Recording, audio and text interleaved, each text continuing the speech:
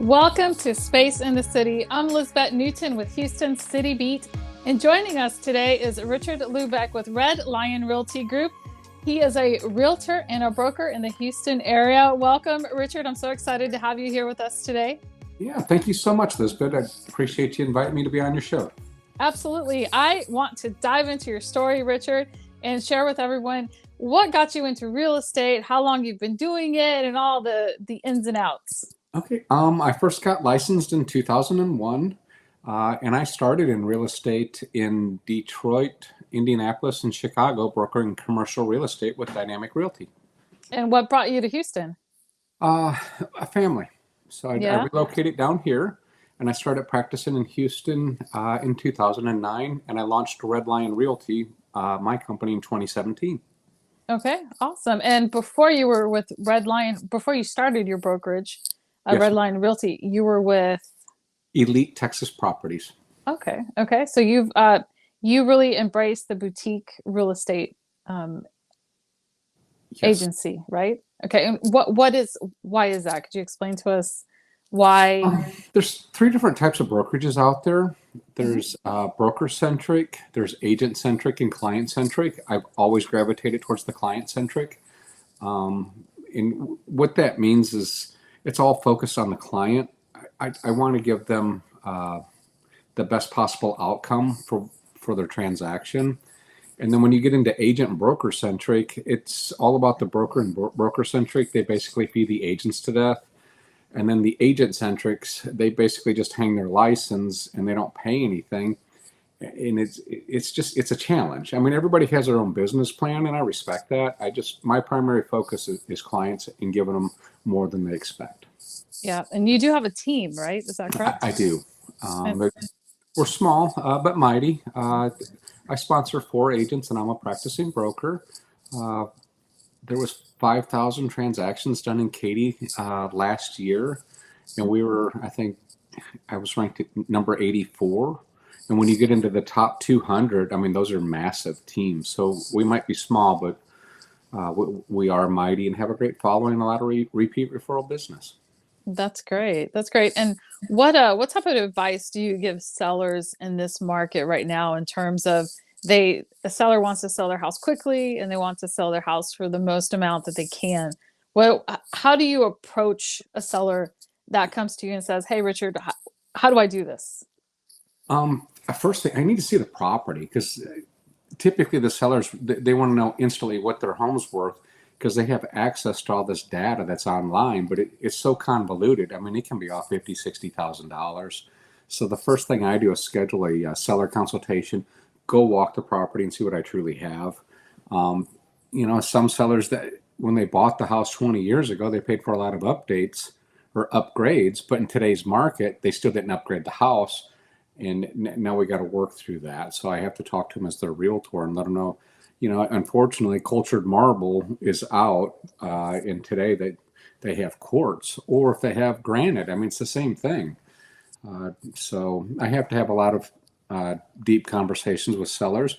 However, I typically sell homes in 30 days or less. Now, in today's market, we're not seeing it move as fast as it used to. It's either on the market 1 or 2 weeks and moves, or you typically see 60 to 90 days. We're back to a normal market 2017, 2019 era. Okay. And are you seeing a lot of out of town buyers? Is that still happening in this market in Houston? It is. In the last 18 months, we've had 400,000 people move to the Houston area. That So, is quite a lot of people from California, isn't it? well, it's from all over the Rust Belt, East Coast, West Coast, in foreign nationals. I mean, Houston's Yeah. a huge international melting pot. I do business literally with people from all over the world. Yeah. And your market concentration, you prefer to focus in the Katy, West Houston area, Fulshire. West Houston, Katy, Fulshire, Richmond, and there's Mhm. just a ton of business within that segment of town. Now, I do stuff in the Galleria, City Center, Edo. I mean, I do go across the city, but my primary business is on the west side. Okay. And if a new realtor comes to you and says, "Hey, Richard, I'm interested in joining your brokerage," what do you look for or are you looking to grow your brokerage? Growth is always on the radar. As far as new agents, we're looking for somebody that's looking to be coached, mentored, and has a passion for it. Unfortunately, there's a misconception out there that you can just put your name on a piece of paper and you're going to make $30,000 because they saw $1 million listing, and it doesn't work like that. So there's a process. And I've coached and mentored many agents over the years, and a lot of them have gone on to some great successes. Yeah. And what is your, when you look at the market, the housing market in Houston 10, 20 years ago compared to what it is today, house prices have increased considerably. And obviously, people's incomes have also, we would like to think they have increased, they have caught up with or um, ran at the same pace as the home pricing increase that we've seen in this market. Do you see that as I what's don't think going the on, incomes have or caught up yet. Um, okay? I mean, I look at homes today that I sell for 450, 500,000, and I scratch my head and go, I remember selling that for 225. And Yeah, it doesn't seem that long ago, but yeah, yeah.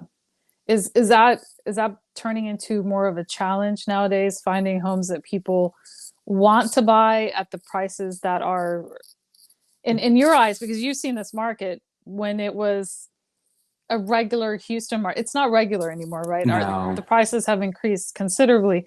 How do you handle that with when you're working with buyers? Managing expectations. What people want to own and what they can afford is two different things in today's market. I mean, the $250,000 houses a few years ago are now 350,000, and most people's incomes didn't go up 100,000 over the course of that time. Mhm. If you look at new builds, it's a sliding scale. Gosh, 1,400 square foot, 3 bedroom, 2 bath, 2 car garage. When you're pushing 325, and that's not much bigger than an apartment, Lisbet. Yeah, it really isn't. And some of these houses, they don't even have the traditional dining room Oh no, it's just space. a big Yeah, square box with bedrooms wrapped yeah, around it. yeah, yeah. Do you think that the pricing in Houston will ever go back to what it was at one time, that sweet spot that we all loved? I, I don't think so, because unfortunately, once things go up, they rarely ever go back down. Yeah, yeah. We've seen a trend in alternative lending solutions outside of the typical mortgage, and there's a company that's on the horizon that we're keeping tabs on. I don't want to disclose the name because I don't think it's time yet to do that. But there's a lot of people looking for solutions to help those buyers afford the houses that are out there. Because you can't find a house in Houston really for 150,000 anymore. No, that's And condo territory today. yeah, yeah, absolutely. What's in the works for 2025, Richard? You know, we've already kicked off 2025. There's a lot of great stuff happening. Consumer confidence is back. You're seeing a lot of movement in our industry today. Gosh, the sellers, everybody's ready to do something. I mean, I have 14 agreements between buyers and sellers right now, marching into 2025. So it's going to be a great year in our industry for everybody.